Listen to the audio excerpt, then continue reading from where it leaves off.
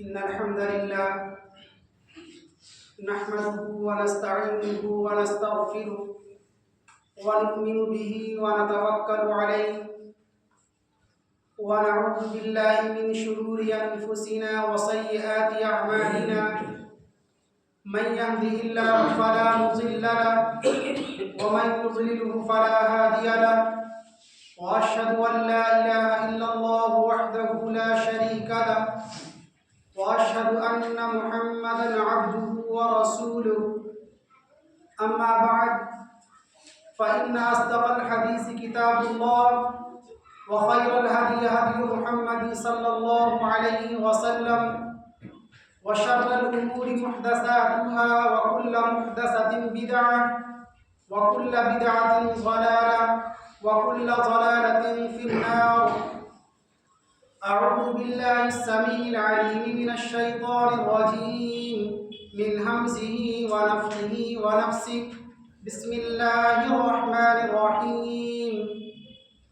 يا أيها الناس اتقوا ربكم الذي خلقكم من نفس واحدة وخلق منها زوجها وبث منهما رجالا كثيرا ونساء واتقوا الله الذي تساءلون به والأرحام إن الله كان عليكم رقيبا. يا أيها الذين آمنوا اتقوا الله حق تقاته ولا تموتن إلا وأنتم مسلمون. يا أيها الذين آمنوا اتقوا الله وقولوا قولا سديدا يصلح لكم أعمالكم ويغفر لكم ذنوبكم ومن يطع الله ورسوله فقد فاز فوزا عظيما.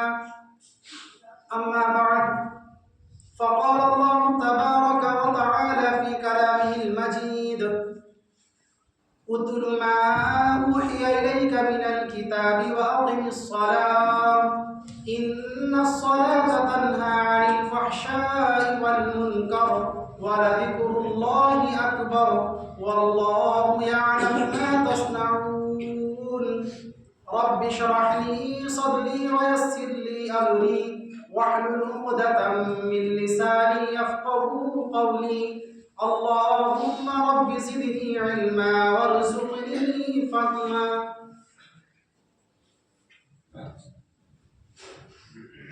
تمام قسم کی تعریف و توصیف، حمد و ثنا، کبریائی، بڑائی، بزرگی و پاکیزگی، تعریف و ستائش تمام مخلوقات کی بندگی کا اکیلا مستحق خالق کائنات مالک ارض و سما اللہ رب العالمین کے لیے لائق و سزاوار ہے۔ وہی پروردگار عالم ہے جس نے ہمیں اور آپ کو اور ساری انسانیت کی تخلیق بخشی ہے۔ اللہ رب العالمین اکیلا ہے اور تنہا ساری دنیا کی نگرانی ہر آن ہر لمحہ فرماتا ہے، اور اللہ رب العالمین کے علم سے دنیا کی کوئی بھی شے مخفی نہیں ہے۔ وہ ہر چیز کا جاننے والا ہے، خواہ وہ سمندر کی تہوں میں ہو، زمین کے نیچے ہو، یا پہاڑوں میں یا ہواؤں میں، تمام چیزوں کا علم رکھنے والا ہے۔ اللہ رب العالمین نے اپنی تمام تر تعلیمات کو ساری انسانیت کے لیے عام فرمایا ہے، اور اس کام کو پائے تکمیل تک پہنچانے کے لیے ہر زمانے میں نبیوں کا، رسولوں کا سلسلہ جاری فرمایا تھا۔ اللہ رب العالمین کے تمام برگزیدہ انبیاء کرام پر درود و سلام کا نزول ہو، بالخصوص ہمارے آخری نبی، تاجدار بقاء، مدنی آقا، ساقی کوثر، سید المرسلین و خاتم النبیین، شفیع المذنبین و رحمت للعالمین، اشرف المخلوقات میں سب سے افضل مخلوق اور قیامت کے دن کے سردار، عبد المطلب کی آنکھوں کے تارے اور دائی حلیمہ کے جگر کے پارے، جناب محمد عربی صلی اللہ علیہ وسلم پر کروڑوں ہاں کروڑ درود و سلام کا نزول ہو۔ اللہم صلی علی محمد وعلی آل محمد كما صليت على إبراهيم وعلى آل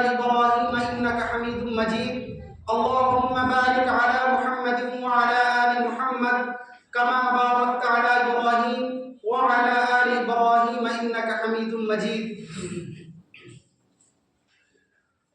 میرے محترم و مکرم سامعین کرام، حاضرین جمعہ اور قرب و جوار سے تشریف لائے ہوئے میرے دینی اور ملی بھائیوں اور عزیز بچوں اور پردہ نشین خواتین اسلام، میری مائیں اور بہنیں، آج کے اس جمعے کے خطبے کے اندر جس عنوان اور جس موضوع کے تحت لب کشائی کرنا چاہتا ہوں، جس موضوع کی مناسبت سے کچھ باتیں عرض کرنا چاہتا ہوں، وہ موضوع بہت ہی زیادہ حساس اور بہت ہی زیادہ نازک اور بہت ہی اہمیت کا حامل ہے۔ یوں سمجھیے کہ انسان کی زندگی کا مقصد اور اس کے مطمح نظر، انسان دنیا کے اندر کیوں پیدا کیا گیا، اس سوال کا جواب اس جمعے کے خطبے کے اندر انشاءاللہ سمجھیں گے۔ اللہ رب العالمین سے دعا ہے کہ بار الہ اس خاکسار کو جو بھی کہانی صحیح طور پر کہنے اور اس پر ہم تمام لوگوں کو عمل کرنے کی توفیق عنایت فرمائے، آمین۔ میرے دینی اور میری بھائیوں، جیسا کہ ہم میں سے ہر شخص اس بات سے اچھی طرح واقف و آشنا ہے، ہر شخص یہ بات بخوبی جانتا ہے کہ دنیا کے اندر جتنی بھی شے اللہ رب العالمین نے پیدا کیا، ان تمام چیزوں کا ایک مقصد ہے۔ سورج کو اللہ رب العالمین نے کیوں بنایا، چاند کو کیوں بنایا، یہ زمین اور یہ پہاڑ اللہ رب العالمین نے کیوں بنایا ہے، اس کا ایک مقصد اور اس کا ایک سبب ہے، اس کی ایک وجہ ہے، ریزن ہے۔ اسی طرح سے ہم دیکھیں کہ آخر اللہ رب العالمین نے اس دنیا کے اندر انسانوں کو کیوں پیدا فرمایا، آخر کیا وجہ تھی۔ جیسا کہ ہم قرآن مقدس کے مطالعہ کرتے ہیں تو ہمیں یہ معلوم ہوتا ہے کہ اس روئے زمین پر انسان سے پہلے بھی کچھ مخلوقات بسا کرتی تھیں، جیسا کہ اللہ قرآن نے کہا کہ وَإِذْ قَالَ رَبُّكَ لِلْمَلَائِكَةِ إِنِّي جَاعِلٌ فِي الْأَرْضِ خَلِيفَةً۔ اللہ رب العالمین فرشتوں سے کہتا ہے کہ میں چاہتا ہوں کہ اپنا ایک نائب جانشین جو ہے اس کائنات کے اندر، اس دنیا کے اندر پیدا کرنا چاہتا ہوں، تمہاری کیا رائے ہے؟ تو انہوں نے کہا تھا کہ آپ ایک ایسی مخلوق کو کیوں پیدا کرنا چاہتے ہیں جو آپس میں خون ریزی کریں گے، آپس میں قتل و قتال کریں گے؟ اگر عبادت کرنا آپ کا مقصود ہے تو نحن نسبح بحمدک ونقدس لک۔ فرشتوں نے کہا تھا اللہ رب العالمین سے کہ اگر عبادت کرنا آپ چاہتے ہیں کہ آپ کی عبادت کی جائے تو اس کے لیے ہم زندہ ہیں، ہم آپ کی عبادت کرنے کے لیے تیار ہیں، آپ ایسی مخلوق کو کیوں پیدا فرما رہے ہیں؟ اللہ نے کہا تھا کہ قال انی اعلم ما لا تعلمون، کہ تم خاموش رہو، جو بات میں جانتا ہوں وہ تم نہیں جانتے۔ کہنے کا مطلب یہ ہے کہ اللہ رب العالمین نے اس کائنات کے اندر انسانوں کو جو پیدا کیا ہے وہ ایک بہترین کام کے لیے اور بہترین مقصد کے لیے اللہ رب العالمین نے اس کائنات میں انسان کو پیدا کیا ہے، اور انسانوں کو پیدا کرنے کا کوئی بھی مقصد نہیں ہے سوائے ایک مقصد کے، اور وہ مقصد کیا ہے؟ وہ مقصد یہ ہے کہ دنیا کے اندر جتنے بھی انسان ہیں وہ اللہ رب العالمین کے لیے عبادت کرنے کے لیے کھڑا ہو جائیں، اللہ رب العالمین کے لیے سجدہ ریز ہو جائیں، اللہ کے سامنے اپنے آپ کو، اپنی جبین نیاز کو سر تسلیم خم کر دے، اس کے سامنے جھکا دے۔ یہی انسان کی زندگی کا واحد مقصد ہے۔ اللہ نے قرآن میں کہا کہ وَمَا خَلَقْتُ الْجِنَّ وَالْإِنسَ إِلَّا لِيَعْبُدُونَ، کہ ہم نے جنات اور انسان کو اس دنیا کے اندر صرف اس لیے پیدا کیا لِيَعْبُدُونَ، تاکہ وہ تمام کے تمام لوگ ہماری عبادت کریں۔ لیکن افسوس کی بات یہ ہے اس دنیا کے اندر انسانوں کو پیدا کرنے کا جو اولین مقصد تھا وہ مقصد فراموش ہو چکا ہے۔ اس مقصد کو مسلمانوں نے پس پشت ڈالا، اس مقصد کو مسلمانوں نے اپنے پیروں تلے رون دیا اور اس مقصد کو بھلا دیا، فراموش کر دیا ہے۔ میرے بھائیوں، اسی لیے آج کی خطبہ کے اندر چند منٹ اس مقصد کے تحت بات کریں گے۔ میرے بھائیوں، جیسا کہ ہمیں معلوم ہے کہ تمام عبادتوں میں اللہ کے نزدیک سب سے زیادہ معتبر، سب سے زیادہ پسندیدہ، سب سے زیادہ محبوب اگر کوئی عبادت اللہ کو ہے تو وہ نماز ہے۔ نماز سے کوئی بھی عبادت بہتر اللہ کے نزدیک ہے ہی نہیں ہے۔ یہ بات احادیث کے اندر اللہ کے نبی صلی اللہ علیہ وسلم نے ارشاد فرمایا کہ اللہ رب العالمین اپنے بندے سے سب سے زیادہ اس وقت خوش ہوتا ہے جب بندہ اللہ کے سامنے اپنی جبینی نیاز کو خم کر دیتا ہے، اپنے سر کو جھکا دیتا ہے۔ تو گویا کہ نماز انسان کی زندگی کا جو ہے سرچشمہ حیات ہے، انسان کی زندگی کا اولین مقصد ہے۔ اسی لیے دیکھیں کہ اللہ کے نبی صلی اللہ علیہ وسلم نے جو بات ارشاد فرمائی، اور ہمیں معلوم ہونا چاہیے کہ جو نماز جو ہے، نماز جو لفظ نماز ہے، اصل میں یہ فارسی زبان کا لفظ ہے۔ نماز جو ہے یہ فارسی زبان کا لفظ ہے، اور اس نماز کو عربک ورڈ میں، عربک لینگویج میں کہتے ہیں صلاۃ۔ صلاۃ اس وقت میں کہا جاتا ہے۔ بعض لوگ یہ کہتے ہیں کہ نماز کو نماز نہیں کہنا چاہیے، کیوں؟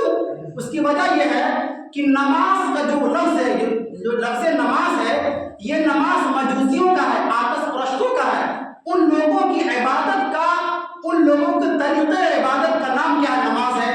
جیسا کہ ہمیں معلوم ہے آتش پرست ان لوگوں کو کہتے ہیں جو آگ کی پوجا کرتے ہیں، تو ان کی عبادت کا نام نماز ہے۔ اسی لیے مفسرین کہتے ہیں، محدثین، کہ نماز کو نماز نہیں کہنا چاہیے بلکہ نماز کو صلاۃ کہنا چاہیے۔ عربی زبان میں قرآن میں اللہ رب العالمین نے اس کے لیے صلاۃ کا ہی لفظ استعمال کیا ہے، لہذا مسلمانوں کو چاہیے کہ وہ نماز نہ کہہ کر یہ کہا کرے الصلاۃ۔ اسی لیے نماز اذان ہوتی ہے تو یہ کہا جاتا ہے کہ الصلاۃ خیر من النوم، وہاں پر صلاۃ کا لفظ استعمال کیا گیا۔ بہرحال یہ جو صلاۃ کا لفظ ہے، یہ لفظ نکلا کہاں سے، یہ مشتق کہاں سے ہے؟ اگر ہم اس کو سمجھیں گے تو نماز کیا ہے آپ کو معلوم ہو جائے گی۔ صلاۃ کا جو لفظ ہے، لفظ صلاۃ، یہ صلہ کے لفظ سے ماخوذ ہے۔ لفظ صلہ، صاد لام ہا، صلہ، صلہ کے لفظ سے یہ لفظ کیا نکلا ہے؟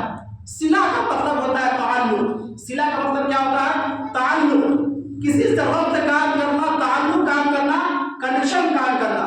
یعنی کہ مطلب یہ ہے کہ نماز ایک ایسی عبادت ہے جس کے ذریعے سے بندہ اللہ رب العالمین کا تعلق اور اس کی قربت کو حاصل کر دیتا ہے۔ مفسرین کہتے ہیں کہ الصلاۃ یتصل بالعباد باللہ تبارک و تعالی، کہ نماز ایک ایسا عمل ہے جس کے ذریعے سے بندہ اپنی عبادت سے، جس کے ذریعے سے بندہ اللہ رب العالمین کا قربت حاصل کر لیتا ہے۔ اور بعض لوگ یہ کہتے ہیں، بعض جو ہے لغت اور اہل زبان کا یہ خیال ہے، وہ یہ کہتے ہیں کہ صلاۃ کا جو لفظ ہے یہ صلیہ یسطا سے مشتق ہے۔ صلیہ یسطا کا مطلب ہوتا ہے جیسے کہ کچا جو بانس ہوتا ہے، کچا بانس، وہ بانس جو ابھی کچا ہو، پتہ نہیں ہو، اور وہ بانس جو کچا ہوتا ہے وہ ٹیڑھا ہوتا ہے، تو اس کو سیدھا کرنے کے لیے، اس بانس کو سیدھا کرنے کے لیے آگ کے اندر جلا کر اس کو گرم کر اس کو سیدھا کیا جاتا ہے۔ مفسرین کہتے ہیں کہ اسی طرح سے اگر کسی انسان کا اخلاق، کسی انسان کی عادات، کسی انسان کا اطوار، کسی انسان کا شمائل، ان کا طور طریقہ اگر اسلامی نہ ہو، اور وہ یہ چاہتا ہو کہ اس کے طور طریقے اور اس کی عبادت تمام چیزیں کیا ہوں، صحیح ہو جائے، تو ایسے شخص کو چاہیے کہ وہ نماز کا پابند ہو جائے، نماز کو اپنی زندگی میں نافذ کر لے، وہ تمام طرح کی برائیوں سے کیا ہو جائے گا، محفوظ ہو جائے گا۔ اسی چیز کو اللہ نے قرآن میں یوں کہا ہے کہ ان الصلاۃ تنہی عن الفحشاء والمنکر ولذکر اللہ اکبر واللہ یعلم ما تصنعون۔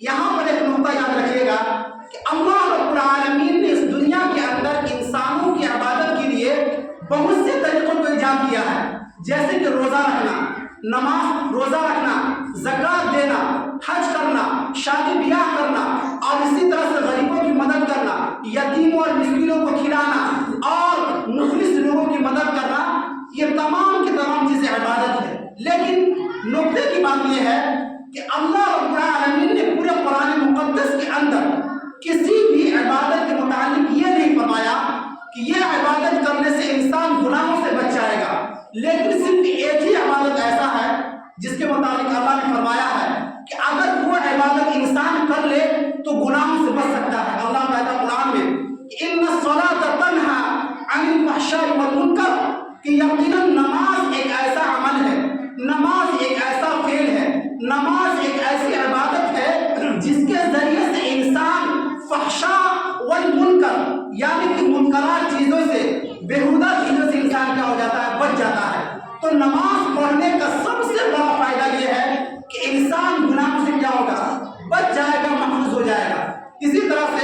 نماز کی اہمیت کی اور اس کی فضیلت کو سمجھنے کے لیے اتنا ہی کافی ہے کہ اللہ کے نبی صلی اللہ علیہ وسلم نے ارشاد فرمایا تھا کہ اول ما یحاسب یوم القیامہ، کہ قیامت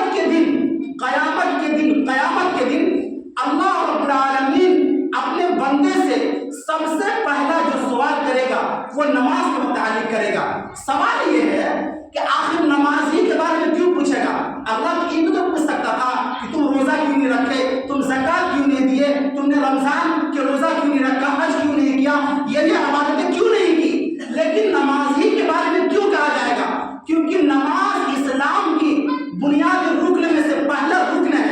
اگر دنیا کا کوئی انسان نماز کو چھوڑ دیتا ہے تو وہ شخص بالاتفاق کافر ہے، اس کے کفر میں ذرہ برابر بھی شک اور شبہ کی گنجائش باقی نہیں ہے۔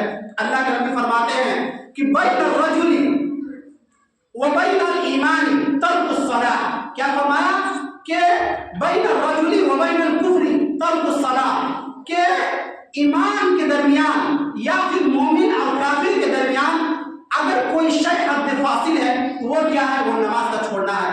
یاد رکھیے گا تمام محدثین کا اور علماء کرام کا اور امت کا اس بات پر اجماع ہے کہ اگر کوئی مسلمان جان بوجھ کر نماز چھوڑ دیتا ہے اور وہ یہ سمجھتا ہے کہ نماز پڑھنا یہ کوئی بہت زیادہ اہمیت کا حامل نہیں ہے، نماز پڑھنا یہ وہ لوگ پڑھتے ہیں جو بوڑھا ہو چکے ہیں یا وہ لوگ پڑھتے ہیں جو صرف مولانا ہے، اگر کوئی ایسا سوچتا ہے تو یاد رکھیے گا اس کا ایمان نہیں ہے، وہ شخص بھی اتفاق کافر ہے۔ اللہ نے قرآن مقدس کے اندر کہا ہے، اس بات کا ثبوت قرآن سے ملتا ہے۔ آپ کو معلوم ہونا چاہیے کہ مکہ کے اندر اللہ کے نبی صلی اللہ علیہ وسلم نے 13 سال زندگی گزارا۔ کتنے سال؟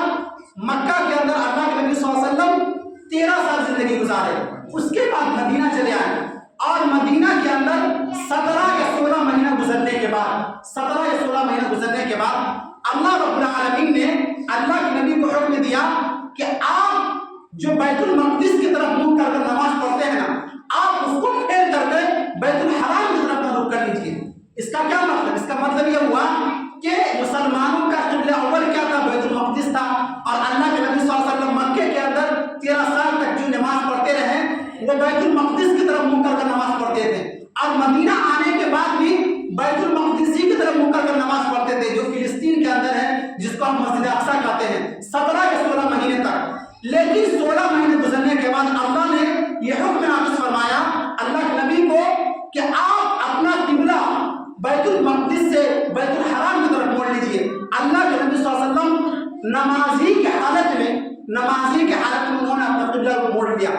اب دیکھیں یہاں پر نقطہ کیا ہے؟ یہاں پر نقطہ یہ ہے کہ اس وقت جو منافقین تھے مدینہ کے اندر، ان کو پروپیگنڈا کرنے کا اور مسلمانوں کو بدنام کرنے کا اور ان کے خلاف سازش کرنے کا ایک موقع مل گیا۔ انہوں نے یہ پروپیگنڈا شروع کیا کہ محمد کا کام بھی بڑی عجیب و غریب ہے، یہ اپنے حساب سے کیا کرتا ہے؟ کام کرتا ہے۔ حالانکہ یہ پہلے تو مسجد اقصیٰ کی طرف منہ کر کر نماز پڑھتا تھا، اب یہ بیت الحرام کی طرف منہ کر کر نماز پڑھتا ہے۔ آخر اس کا مطلب کیا ہوا؟ انہوں نے یہ بوال شروع کر دیا اور یہ کہہ دیا کہ اچھا یہ بتاؤ محمد کہ وہ لوگ جو مسجد اقصیٰ کی طرف منہ کر کر نماز پڑھتے پڑھتے مر گئے، تو ان کی نماز کا کیا ان کی نماز اللہ کے یہاں قبول نہیں ہوئی؟ کیا ان کی نماز ضائع ہو گئی؟ اللہ رب العالمین نے اس سوال کا جواب قرآن مقدس کے اندر دیتے ہوئے کہا کہ وما کان اللہ لیضیع ایمانکم۔ یہاں پر غور کیجئے، سوال کیا تھا؟ سوال یہ تھا کہ اللہ رب العالمین، منافقین نے سوال یہ کیا تھا کہ کیا وہ لوگ مسجد اقصیٰ کی طرف منہ کر کر نماز پڑھتے تھے، ان کی نماز قبول ہوئی یا نہیں ہوئی؟ اللہ نے جواب میں کیا کہا کہ وما کان اللہ لیضیع ایمانکم، کہ اللہ نے ان کے ایمان کو ضائع نہیں کیا۔ یہاں پر نقطہ پوائنٹ کی بات یہ ہے کہ اللہ نے نماز کو قرآن مقدس کے اندر ایمان کے لفظ سے تعبیر کیا ہے، گویا کہ اللہ یہ کہنا چاہتا ہے کہ نماز پڑھنا یہ ایمان کا ایک حصہ ہے۔ اگر کوئی انسان نماز کو چھوڑ دے تو اس کے دل کے اندر ایمان نہیں ہے، وہ شخص مومن نہیں ہے، وہ شخص اللہ کا ماننے والا نہیں، بلکہ وہ شخص کافر ہے، مشرک ہے، کیونکہ اللہ نے نماز کو قرآن کے اندر ایمان سے تعبیر کیا ہے۔ میرے بھائیوں، آج ہم اس آیت کریمہ کو پڑھیں اور سنیں اور موجودہ وقت میں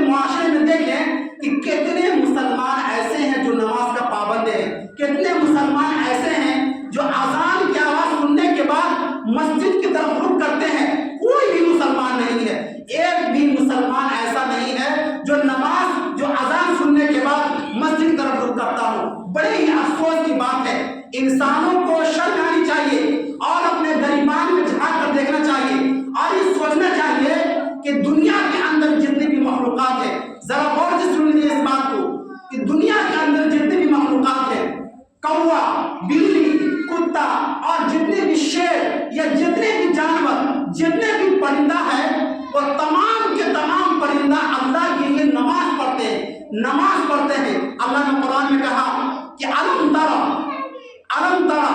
ان للہ یسجد له من فی السماوات ومن فی الارض، بلکہ ایک آیت کریمہ کے اندر اللہ تعالیٰ فرماتا ہے کہ الم تعلم ان اللہ یسبح له من فی السماوات والارض والطیر الصافات کل قد علم صلاته وتسبیحہ۔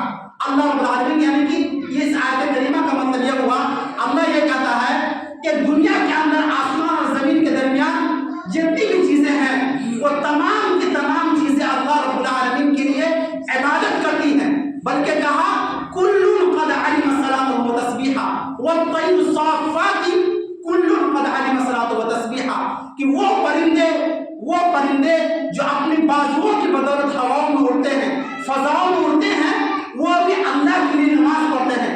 ذرا غور کیجئے کہ یہ پرندہ جو حیوان ناطق نہیں بلکہ غیر ناطق ہے، جو بول نہیں سکتا ہے، لیکن اللہ رب العالمین کے لیے وہ بھی نماز پڑھتا ہے۔ اس انسان کو کیا موت پڑی ہے جس کو اللہ نے اس دنیا کے اندر صرف اس لیے ہی پیدا کیا کہ وہ صرف اللہ کی عبادت کرے، لیکن وہ اللہ کی عبادت سے برگشتہ ہے، کنارہ کش ہے، سرکدوش ہو چکا ہے، اور وہ یوں سمجھتا ہے کہ اللہ رب العالمین اس کے اوپر کوئی بھی محاسبہ نہیں کرے گا۔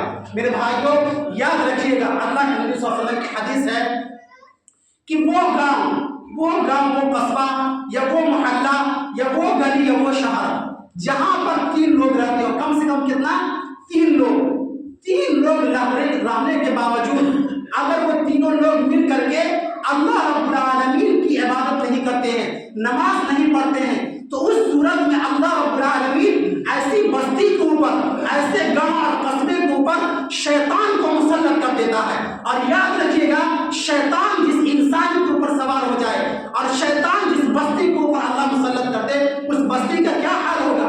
اس بستی کے لوگ آپس میں محبت سے رہ سکتے ہیں، آپس میں بھائی چارگی کے ساتھ رہ سکتے ہیں، آپس میں ان کے دلوں میں کبھی میل ملاپ ہوگا۔ شیطان کبھی چاہتا ہے کہ ایک مسلمان دوسرے مسلمان کے ساتھ خوش و خرم رہے۔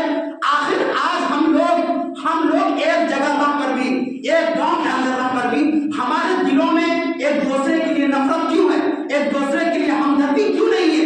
ایک دوسرے سے دشمنی کیوں کرتے ہیں؟ اس کی ایک واحد سبب یہ ہے کہ آج ہم نے نماز کو فراموش کر دیا ہے، اور جو نماز کو چھوڑ دیتا ہے ایسے شخص کے اوپر اللہ رب العالمین شیطان کو مسلط کر دیتا ہے۔ میرے بھائیوں، میں بہت ہی ادب کے ساتھ اور بہت ہی عاجزانہ اور آپ کا چھوٹا بھائی اور ایک ادنا سا طالب علم ہے ہونے کی حیثیت سے یہ کہنا چاہتا ہوں میرے بھائیوں کہ خواب غفلت سے بیدار ہو جائیں اور یہ سوچیں کہ ہم لوگ کس طرح سے زندگی بسر کر رہے ہیں۔ یہ کوئی زندگی ہے جس زندگی کے اندر نماز نہ ہو، اس زندگی سے اچھا انسان جانوروں والی زندگی بسر کرے۔ وہ جانور جس کے پاس عقل و شعور نہیں ہے، جو اللہ رب العالمین کے یہاں اس سے کوئی سوال نہیں کیا جائے گا، وہ انسان اللہ کی عبادت کرتا ہے اور ہم انسان ہو کر اللہ کی عبادت نہیں کرتے ہیں۔ تو ذرا غور کیجئے کہ ہم بہتر ہیں کہ وہ جانور، وہ کتے جو آوارہ گلیوں میں گھوما کرتے وہ بہتر ہیں، وہ اللہ کی عبادت کرتے ہیں، اور ہم مسلمان ہو کر اللہ کی بات نہیں کرتے ہیں۔ یاد رکھیے گا میرے بھائیوں، ایک آخری حدیث بیان کر اپنی بات ختم کرتا ہوں۔ ایک حدیث ہے، اس حدیث کا راوی ہے سمرہ بن جندب رضی اللہ تعالی عنہ۔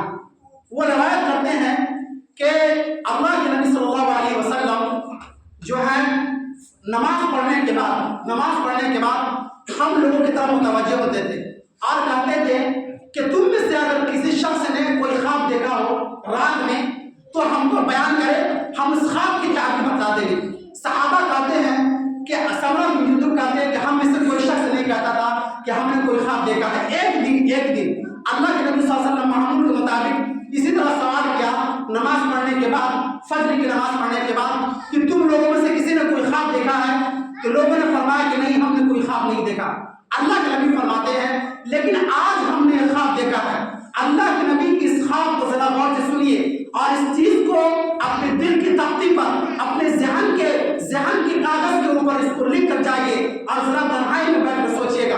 اللہ کے نبی فرماتے ہیں کہ ہم نے خواب میں دیکھا کہ میرے پاس دو شخص آتا ہے, دو فرشتے آتے ہیں اور مجھ کو اٹھا کر لے چلتے ہیں اور مجھ کو لے گئے اور مجھ کو ایک ایسی جگہ کے پاس لے گئے ہیں کہ وہاں پر کچھ لوگ ایسے تھے جو اپنی بدھی کے بل, بدھی کہتے ہیں دماغ کے پچھلے والے حصے کو, اس کے بل وہ ایسے لیٹے ہوئے ہیں اور ان کے پاس ایک فرشتہ ہے, ایک شخص ہے جن کے ہاتھ میں بڑا سا پتھر ہے.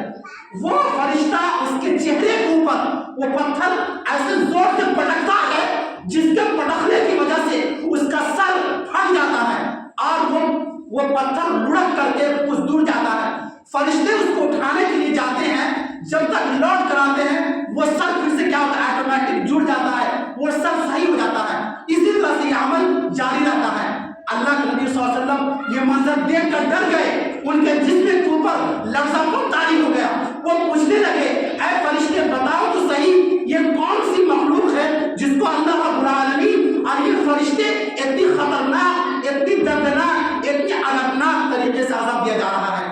فرشتے جواب دیتے ہیں کہ اے اللہ کے نبی آپ کو نہیں معلوم, آپ کو نہیں معلوم, یہ آپ کی امت کے وہ لوگ ہیں, یہ آپ کی امت کے وہ لوگ ہیں جنہوں نے قرآن کو پڑھنا چھوڑ دیا تھا اور ینام عن الصلاۃ اور نماز سے غافل رہتے تھے. تو نماز نہ پڑھنے کی پاداش میں, نماز چھوڑنے کے جرم میں ان کو یہ عذاب دیا جا رہا ہے. میرے بھائیوں ذرا غور کیجئے کہ اگر ہم آج نماز نہیں پڑھتے ہیں اور اسی حالت میں ہماری موت آ جائے گی اور کوئی بھی انسان نہیں جانتا ہے اس کی موت کبھی نہیں کب آئے گی, کسی بھی انسان کو نہیں معلوم. آپ کو نہیں معلوم کہ آپ ابھی یہاں سے اٹھیں اور باہر جائیں اور آپ کا ایکسیڈنٹ ہو جائے اور مر جائیں. آپ کو نہیں معلوم کہ آپ باہر اٹھیں اور آپ کے اوپر کوئی دشمن حملہ کر دے اور آپ مر جائیں. کسی کو نہیں معلوم کس انسان کی موت کب آئے گی. اگر ہم تارک الصلاۃ ہو کر نماز کو چھوڑ کر مریں گے تو ممکن ہے قیامت کے دن ہم کو یہ عذاب دیا جائے گا. آج دنیا کے اندر جب ڈاکٹر کسی مریض کا آپریشن کرتا ہے تو آپ کو معلوم ہے اس مریض کو آپریشن کرنے سے پہلے ڈاکٹر اس کو بے ہوش کرتا ہے, اس کو سوئی دیتا ہے اور اس کے بعد بہت ہی نزاکت کے ساتھ اس کے جسم کے خال کو چیرتا ہے, پھاڑتا ہے تاکہ مریض کو درد نہ ہو. لیکن جب مریض جو اس پریشانی سے یا اس بے ہوشی سے جب وہ بیدار ہوتا ہے تو کتنا تڑپتا ہے, کتنا بے چین ہوتا ہے, کتنا بے قرار ہوتا ہے. ذرا تصور کیجئے کہ آج دنیا کے اندر کوئی ایک انسان کسی انسان کو ایک اینٹا سے مار دے, ایک پتھر سے مار دے, کتنا درد ہوتا ہے. اور قیامت کے اللہ رب العالمین ایسے لوگوں کے لیے پتھر سے اس کے سر کو کچلے گا. سوچئے کتنا درد انسان کو سہنا کر پڑے گا اور قیامت کا سختی بہت ہی خطرناک ہوتی ہے. اسی لیے میرے بھائیوں مزہ جو وقت گزر گیا وہ گزر گیا. ابھی بھی آپ خواب غفرت سے بیدار کیے اور اللہ کے لیے مسجد میں آئیے. یہ دنیا کی رنگینیوں میں مت دوڑیے. آج ہم میں سے اکثر لوگ کیا ہے ہر چیز میں ہمیشہ ایک بات کہتا ہوں کہ 24 گھنٹہ میں آپ کے لیے ہر چیز کے لیے وقت ہے. بزنس کرنے کے لیے وقت ہے اور جاب کرنے کے لیے وقت ہے, گاڑی چلانے کے لیے وقت ہے, دنیا داری کے لیے وقت ہے, لیکن آپ کو 5 وقت نماز پڑھنے کے لیے وقت نہیں ہے. آج ہمارا زمین اتنا مر چکا ہے کہ جب اذان ہوتی ہے تو ہم آرام کے ساتھ بستر پر بہت ہی آرام کے ساتھ سوئے رہتے ہیں. ہمارا زمین کیسے گوارا کرتا ہے. میرے بھائیوں اور میں نوجوان طبقوں سے کہنا چاہتا ہوں کہ آپ اس امت کے لیے مشعل راہ بنیں گے. آپ امت کے وہ طبقہ ہیں جن کو آنے والی نسل یاد کریں گی. لہذا نوجوان لوگ جن کے پاس طاقت ہے, آج ہم میں سے اکثر لوگ کرکٹ کھیلنے کے لیے ان کے جسم کے پاس طاقت ہوتی ہے, فٹ بال کھیلنے کے لیے, لیکن وہی انسان عصر سے مغرب تک, عصر کے بعد فٹ بال کو کھیلے گا لیکن مغرب کی نماز ہوتی ہے تو اللہ اس کو توفیق نہیں دیتا کہ مسجد میں آ جائے. شرم سے مرنے کی بات ہے. اسی لیے جمعے کا وقت بڑی مختصر ہوتا ہے اور مجھے بہت غلط ہے اس بات کو لے کر کے. بڑی افسوس کی بات ہے کہ آج فجر میں صرف 4 لوگ نماز پڑھنے کے لیے آئے. ذرا غور کیجئے کہ اگر اللہ اس قوم کے اوپر عذاب نہیں کوئی رحمت نازل کرے گا، ایسا نہیں ہو سکتا ہے۔ اللہ کے اصول کے خلاف ہے۔ اگر ہم لوگ اللہ کی عبادت نہیں کریں گے اور اس کے آگے نہیں جھکیں گے تو یاد رکھیے گا یہ دنیا کے اندر تو ہم ذلیل و خوار ہو ہی رہے ہیں۔ اور یہ حقیقت ہے کہ آج امت مسلمہ کو جس طرح سے ملک ہندوستان کے اندر مسلمانوں کی مساجد کے اوپر آگزری کی جاتی ہے، اور مسلمانوں کو جیسا کہ ہم لوگ جانتے ہیں کہ سنبھل کی مسجد میں کس طرح سے جو مسلمان کے دشمن ہیں اور وہ لوگ جن کے دل میں مسلمانوں کی نفرت ہے وہ کس طرح سے ایک مسجد کو آگزری کر رہے ہیں، تو وہ آگزری کیوں کر رہے ہیں، ان کو یہ ہمت کیوں آئی اور ان کے پاس یہ طاقت کہاں سے پیدا ہوئی کہ وہ اللہ کے خلاف بغاوت بلند کیا؟ دراصل اللہ نے ہی ان کو ہمارے اوپر مسلط کیا ہے۔ اس کی وجہ یہ ہے کہ آج ہم نماز نہیں پڑھتے ہیں، لیکن جب مسجد کے اوپر کوئی حملہ کرتا ہے تو بہت ہی واویلا مچاتے ہیں اور بہت ہی نعرہ بازی کرتے ہیں۔ نعرہ بازی اللہ کو پسند نہیں ہے۔ اللہ رب العالمین آپ کی نعرہ بازی سے کبھی خوش نہیں ہوگا۔ اگر آپ چاہتے ہیں کہ آپ کی مساجد اور آپ کی بیٹی اور آپ کی بہو اور آپ کے اولاد محفوظ رہے، امن و سکون کے ساتھ دنیا میں زندگی بسر کرے، تو اس کا واحد علاج یہ ہے کہ ہم تمام کے تمام لوگ مل کر کے مسجد میں آئے اور اللہ کے سامنے جھکیں، اپنے ہاتھ کو اللہ کے سامنے دست دراز کرے اور اپنے گناہوں کو اوپر معافی مانگے، روئے، اللہ کے سامنے گر گرائے۔ میرے بھائیوں یاد رکھیے گا، ہمیشہ یاد رکھیے، نماز کو چھوڑ کر کوئی بھی مسلمان کامیاب نہیں ہو سکتا، نہیں ہو سکتا ہے۔ اللہ کے نبی کی صحیح حدیث ہے، اللہ کے نبی صلی اللہ علیہ وسلم فرماتے ہیں کہ میرے آنکھوں کی ٹھنڈک نماز میں رکھی گئی ہے، نبی کی آنکھوں کی ٹھنڈک نماز میں ہے۔ اور نبی کو جب کوئی تکلیف پہنچتی تھی نا، آج ہم کو کوئی تکلیف پہنچتی ہے تو ہم روتے ہیں، 10 آدمی کو بتلاتے ہیں، کبھی قبر پر جاتے ہیں تو کبھی مزاروں پر جاتے ہیں، کبھی ڈاکٹر کے یہاں جاتے ہیں، اللہ کو صبر کرتے ہیں۔ لیکن اللہ کے نبی کو جب کوئی تکلیف پہنچتی تھی تو وہ کسی کے پاس نہیں جاتے تھے، بلکہ وضو کر کے اللہ کے سامنے کھڑا ہوتے تھے۔ قرآن میں اللہ نے کہا ہے یا ایھا الذین آمنوا استعینوا بالصبر والصلاۃ ان اللہ مع الصابرین، اے وہ لوگ جو ایمان لائے، نماز کے ذریعے سے اور صبر کے ذریعے سے اللہ کی مدد چاہو۔ آج ہم چاہتے ہیں کہ ہماری پریشانی ختم ہو جائے، ہم غربت سے مالدار ہو جائیں، ہمارے گھروں کے اندر اللہ کی برکت نازل ہو۔ اس کا واحد علاج یہ ہے کہ ہم اللہ کے سامنے جھکے اور نماز کو قائم کریں۔ انہی باتوں پر اپنی بات کو ختم کرتا ہوں اور میں آپ لوگوں سے کہنا چاہتا ہوں کہ آج سے ہی توبہ کر لے اور 5 وقت اللہ کو یاد کرے اور اس حدیث کو یاد کریے گا۔ قرآن مقدس کے اندر اللہ رب العالمین فرماتا ہے کہ فی جنات یتساءلون عن المجرمین ما سلککم فی سقر، کہ جنت کے اندر دیکھیے دنیا کے اندر جیسے ہم اور آپ ہیں تو کچھ مسلمان جنت میں جائیں گے اور کچھ مسلمان جہنم میں جائیں گے، تو وہ لوگ جو جنت میں جائیں گے نا وہ ان لوگوں سے پوچھیں گے، مذاق کریں گے، استہزاء کریں گے، ان کا جوک اڑا کر کہیں گے کہ ارے تم دنیا کے اندر تو بہت تم کو پیسہ ہوا کرتا تھا، تم دنیا کے اندر بڑے مالدار تھے، بڑی عیش و آرام کی اور اے سی کے سائے میں زندگی بسر کرتے تھے، تم کو کسی چیز کی تکلیف نہیں تھی، تم آج جہنم کے آگ میں کیوں چل رہے ہو؟ اس کا کیا سبب ہے؟ قالوا لم نک من المصلین، وہ لوگ صرف ایک ہی جواب دیں گے، پتہ ہے کیا کہیں گے کہ ہم جو جہنم میں چل رہے ہیں اس کا ایک ہی سبب ہے کہ ہم نماز نہیں پڑھتے تھے۔ تو نماز پڑھنا انسان کی زندگی کے لیے ضروری اللہ کی حصہ ہے، اور نماز یہ مومن کا معراج ہے، مومن کا تحفہ ہے جس کو اللہ نے آسمان کے اوپر نبی کو بلا کر دیا تھا اور تحفہ دیا تھا کہ اس تحفے کو آپ امت کے اندر بانٹ دیجیے۔ تو ہم کو چاہیے کہ اللہ کے تحفے کو ہم اپنی زندگی میں نافذ کریں اور اپنی عورتوں کو اور اپنے بچوں کو بھی اس کی تلقین کریں۔ انہی باتوں پر اپنی بات ختم کرتا ہوں۔ اللہ رب العالمین سے دعا کروں کہ بار الہ ہم تمام مسلمانوں کو کہنے سننے سے زیادہ اس پر عمل کرنے کی توفیق عنایت فرمائے، آمین۔ وآخر دعوانا الحمد للہ رب العالمین۔